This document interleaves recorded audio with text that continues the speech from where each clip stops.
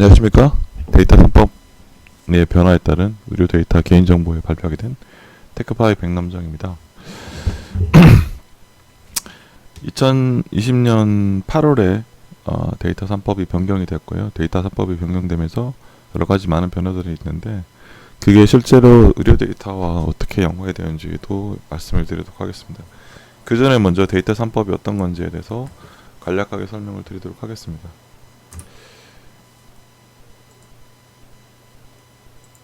가장 먼저 제 소개를 하도록 하겠습니다. 테크파이 대표이고요. 기업 한국인터넷진흥원의 이제 ISMP 심사원이고 대한의료대표협회 기술이사 그리고 영남대 의료원에서 개인정보 영향평가를 해서 의료기관의 개인정보에 대해서도 한번 파악을 해봤고요.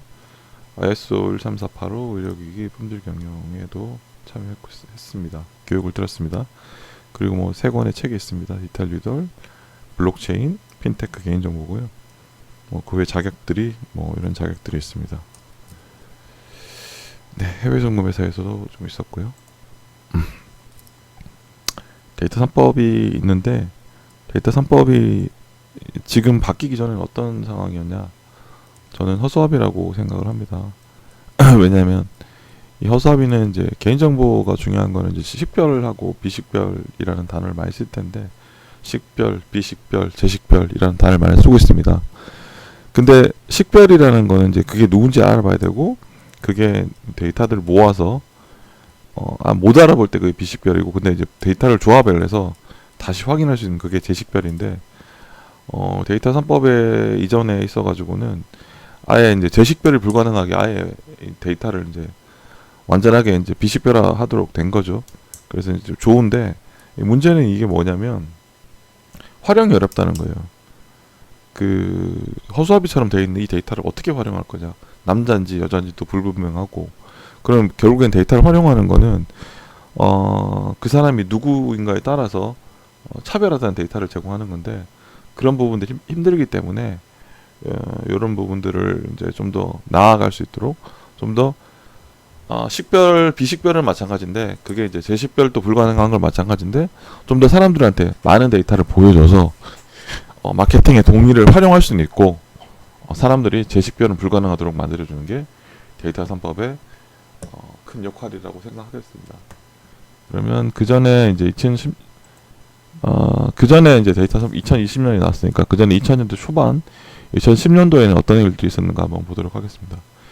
2001년도 초반에는 2000년대에는 이제 영국에서는 이제 PFMS라는 게 있습니다. 유럽이나 이런 쪽에서 PFMS라는 게 나왔습니다. 퍼스널 파이낸스 매니지먼트 시스템이라고 해서 개인이 가지고 있는 모든 정보들을 한꺼번에 보여준다는 그런 의미죠. 그래서 2000년도 초반에 사실 그게 가능했습니다. 데이터 3법이 없어도. 근데 그게 어떻게 가능했냐? 스크래핑이라는 단어를 많이 썼을 텐데 최근에 오늘 어젠가 기사가 나왔는데 보험사 회사에서 데이터를 강제로 불법적으로 스크래핑을 해서 문제가 됐다라는 내용이 나왔습니다. 스크래핑이라는 거는 이제 인정을 받은 게 아니고 그 회사에서 이제 크롤링이라는 이제 웹의 데이터를 이용해서 웹에 이제 HTML 태그나 이런 걸 읽으면 데이터를 읽어볼 수 있기 때문에 그런 정보를 활용해서 하는 거지 공식적으로 어떤 고객의 동의나 금융회사의 동의를 받고 한 건 아닙니다. 하지만 그 어떤 요구 사항을 했으니까 지금 화면에 핀 거 카툰 같은 경우에는 신한 S모 카드 고객이 가지고 있는 카드가 여러 개가 있지 않습니까? 저도 지금 보면 BC 카드 있고 신한 카드 있고 삼성 카드 3개가 있거든요. 근데 늘 생각하고 있는 게 이게 한 달에 얼마가 결제가 되는지를 잘 모르겠어요. 하나하나씩은 개별적으로 알고 있는데 이거를 보면 제가 이제 삼성 카드는 주로 아파트 관리비고 일반적 사용은 제가 신한 카드를 많이 쓰고 있고요. 그 외에 이제 보조적으로 BC 카드를 이제 기업은행의 BC 카드를 쓰고 있는데 이 세 가지가 다 합쳐져야 저의 월 어떤 소비 성향인데 이걸 다 모르기 때문에 그런 걸 한꺼번에 보여주면 좋겠다. 그런 거죠. 핑거 카툰도 그런 서비스를 제공한 거죠. 이미 2000년대 초반에. 지금 사실 데이터 3법이 나오면 결국엔 저런 걸 제공하는 건데 저런 거에 대해서 저렇게 제공하는 서비스에 대해서 금융기관이 스크래핑을 통해서 하는 게 아니고 정상적으로 오픈 API나 이런 걸 API를 통해서 제공하도록 법에서 정의를 하고 있는 거고 그걸 거부를 못하도록 해놓은 거죠. 그게 데이터 3법의 요지라고 생각합니다. 그러면 데이터 3법이 변경이 되고 나면 이전에 있었던 데이터들은 복면가왕 이전에 있었던 허수아비도 물론 데이터 이용이 가능했지만 어렴풋이 남자일 것이라는 추정이 가능했지만 이후에는 이제 저는 이제 비유를 MBC 복면가왕이 많이 비유하는데 사람들이 저 사람이 누구인지는 알 수는 없습니다. 복면가왕도 여전히. 하지만 재식별은 불가능해요. 근데 어떤 경우에는 식별이 가능한 경우도 있습니다. 목소리가 특이하다든지 뭐 어떤 신체적 특징. 왜냐하면 이제 복면가왕에서는 이제 이게 사람이 복면을 쓰고 있었지만 이 사람의 키라든지 형태라든지 뭐 등치라든지 목소리 이런 건 나오지 않습니까? 그래서 그런 걸 활용하려면 마케팅이 가능한 거죠. 물론 여기서 문제는 이 사람이 식별이 되면 안 되는 거죠. 물론 이 데이터를 쓰고 싶어하는 측면에서는 데이터 3법을 받아들이는 이제 핀테크 기관이나 이런 쪽에서는 그 사람이 누군지를 아는 게 가장 좋은 거죠. 20대 남자 강남에 사는 것보다는 25세 남자 강남 강남 대치동에 살고 재산 24억인 사람인 거 하고 20대 남자 강남구 사는 거하고 어떤 게 더 활용이 가능한가요? 더 좋을까요? 데이터 마케팅하는 사람 입장에서 당연히 뒤에 후자이겠죠. 근데 이거를 데이터를 제공하는 사람 입장에서는 사람의 본성인데 자기가 누구인지는 드러내기는 싫고 그러면 데이터는 활용하고 싶고 그러면 어떻게 해야 될까요? 그 중간에 접점을 찾은 게 데이터 3법이라고 생각합니다. 그래서 그 데이터들을 제공을 하는데 결합기관하고 이제 결합기관이라는 걸 통해서 여러 개의 결합들 이제 지금 현재는 하나의 뭐 아까 보여드린 건데 하나의 그 카드만 했지만 그게 아닌 금융하고 우리하고 여러 가지를 섞어서 데이터를 제공을 하면 그 데이터 활용하는 부분이 점점 많아지겠죠. 그럼 그건 어떤 플랫폼으로 제공해야 되는지 그거를 좀 더 계속 얘기를 하다 보면 그게 활용 방안이 점점 좀 구체적으로 나오겠죠. 그런 게 저는 데이터 3법의 핵심이라고 생각하고 있습니다. 그러면 다음 페이지 보겠습니다. 데이터를 활용하는 게 있어가지고 가장 좋은 건 오픈 플랫폼이라는 게 가장 좋습니다. 현재 금융에서는 이제 오픈 플랫폼이 이미 있습니다. 핀테크 기업이 은행의 금융 서비스를 이제 표준화된 형태로 제공하는 인프라를 말하며 오픈 API와 테스트베드로 구성되어 있고 금융결제원에서 그걸 제공하고 있습니다. 이게 사실 궁극적으로 이런 부분들이 의료에도 이런 기관들이 있어야겠죠. 금융결제원이 되든 뭐가 되든 있는데 금융결제원은 이미 이제 그런데 오픈 API 제공하고 있지만 그런 역할들을 좀 더 금융에서는 좀 다르게 이제 데이터 결합기관, 데이터 판매기관으로 이런 역할들을 할 수 있도록 데이터 3법이 정의를 하고 있는 거죠. 이제 금융에는 이미 나와 있는 거고. 근데 이런 서비스를 이용해 가지고 금융에서는 왜냐하면 제가 금융 얘기를 많이 하는 거는 현재 모든 오픈 API나 데이터 3법이나 일단은 신용정보법을 기준으로 하고 있고 금융에 가장 많은 어떤 변화들이 있기 때문에 결국에는 금융을 의료나 이런 부분들이 금융의 어떤 인프라를 활용해서 나아갈 것으로 보이기 때문에 이런 부분들을 먼저 얘기를 하고 그 다음에 다시 의료 부분을 얘기하는 게 맞을 것 같습니다. 현재는 이제 유럽에 이제 레볼루트라는 기관이 있는데 회사가 있는데 금융감독원이나 이런 쪽에서는 이 회사의 모델이 토스나 해외 송금 이런 회사들이 이제 이렇게 가야 된다고 생각을 하고 있거든요. 그래서 저희들 의료에서도 이런 식의 어떤 롤 모델이 있어야 될 것으로 생각하고 최종적으로 어떤 식으로 의료 데이터들이 활용이 돼야 되는지 최종적으로는 개방형으로 전환해 가지고 저렴한 비용으로 이용 가능해야 되는 게 의료 데이터의 어떤 핵심으로 생각합니다. 현재는 뭐 한 군 따로따로 사기는 이런 부분들이 이제 통합적으로 돼서 그래서 이제 하면 근데 여기에서 중요한 거는 이제 또 개인정보는 보호가 돼야 되는 거죠. 이런 부분들 레볼루트는 이런 식으로 종합지급 결제업이라 그래서 그런 부분이 되고요. 외국환도 허용되고 현재는 이제 외국환하고 이런 부분 따로 있는데 다 이렇게 융합이 돼서 데이터를 활용할 수 있게 만들어주는 게 가장 좋다고 생각합니다. 그리고 뭐 어떤 그게 진입 장벽이 있다면 그걸 최소화해야 되고요. 스몰 라이센스를 만들고 그리고 폐쇄적인 시스템이 아닌 개방형으로 만들어서 누구나 이용할 수 앞에 말하는 오픈 API처럼 금융에서 오픈 API가 있듯이 그 현재 테크핀에서 이용하고 있는 뭐 토스나 레이니스트 이런 부분들이 많은 회사들이 금융결제하는 오픈 API를 이용하고 있습니다.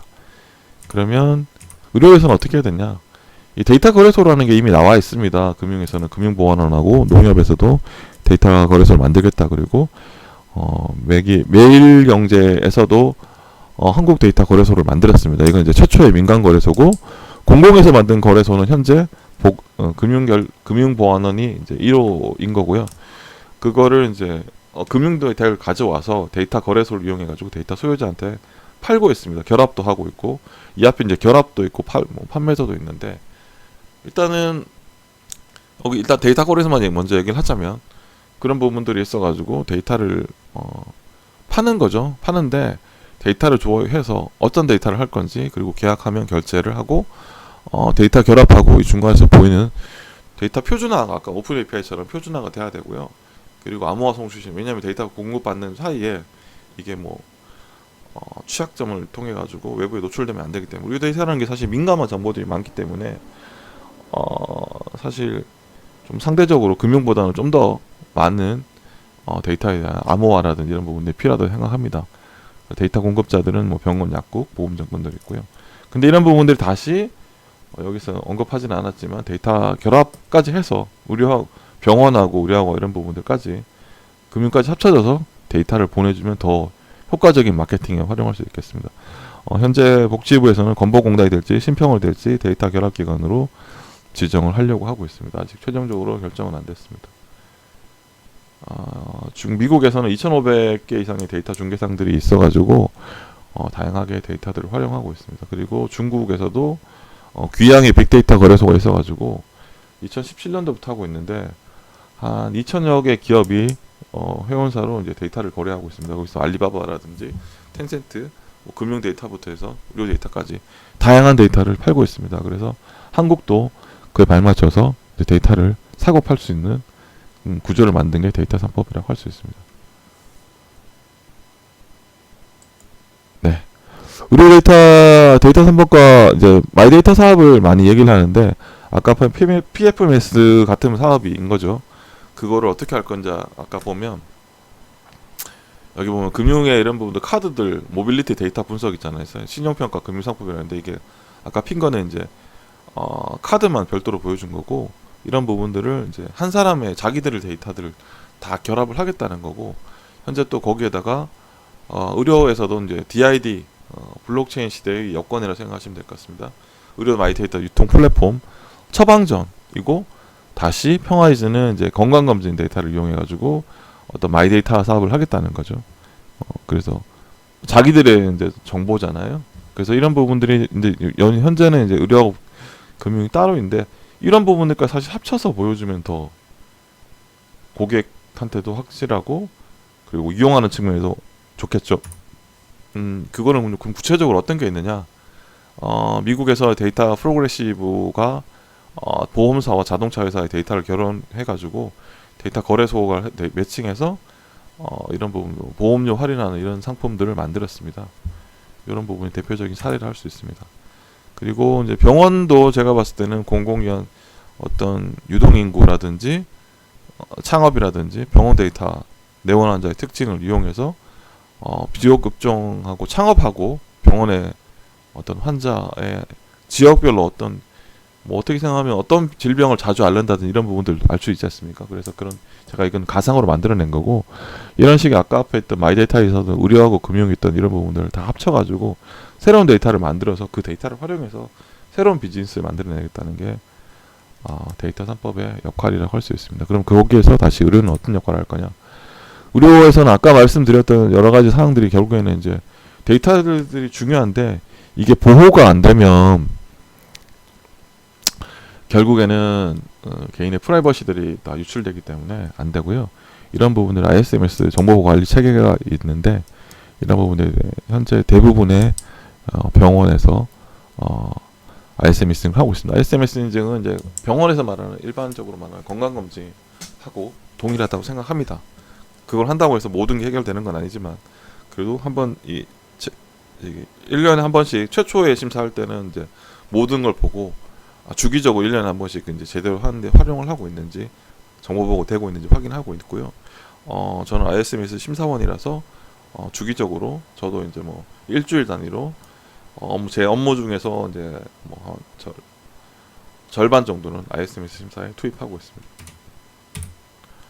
그러면 데이터는 병원에서 어떤 데이터를 가지고 있느냐? 많은 데이터들인데 국민고용공단하고 연계되어 있고요. 통신사, 질병관리본부, 건강보험심사평가원. 현재는 이제 질병관리본부에서 데이터를 요청을 하면 통계 목적으로 현재는 이제 병원에서 주고 있습니다. 이런 부분이 통계 목적 외에도 더 많이 활용할 수 있도록 데이터 3법이 만든 거죠. 실제로 데이터는 뭐 입원 등록, 교섭이, 의무 기록이라든지 여러 가지 모든 데이터들이 어떤 병원의 통합 정보 시스템에 들어오게 돼 있죠. 그러면 요렇게 이런 부분들을 ISMS를 통해서 이제 내부적인 정보도 잘 관리를 해야 되고 이 외부에 나갈 때 어떻게 이제 정보 보호해서 나가는지 이런 부분들을 확인하는 게 ISMS입니다. 여기서 그리고 이제 이런 데이터들을 어떻게 외부에 데이터가 나가면 수탁사라 그래서 개인정보에 대해서 수탁사에서 점검까지 하는 게 ISMS라고 할 수 있습니다. 그러면 병원에서는 어떤 데이터들이 있느냐? 병원에는 이미 많은 데이터들이 있는데 뭐 이런 데이터들이 있고 이런 부분들이 이제 주민번호를 수집하게 되는데 앞에 있는 그런 부분들에 수집한 데이터들이 안전하게 보호할 수 있는 게 병원 자체의 정보보호 의식도 중요하지만 또 외부의 건강검진 같은 정보보호에 대한 건강검진 같은 ISMS 인증 체계를 통해서 확인을 하면 더 좋겠죠. 서로 이제 상호 체크를 하면서 그런 걸 통해서 데이터 보호가 이루어져야 된다고 생각하고 있습니다. 네, 이상으로 데이터 3법의 의료 데이터 개인정보 보호에 대해서 발표를 마치도록 하겠습니다. 네, 고맙습니다.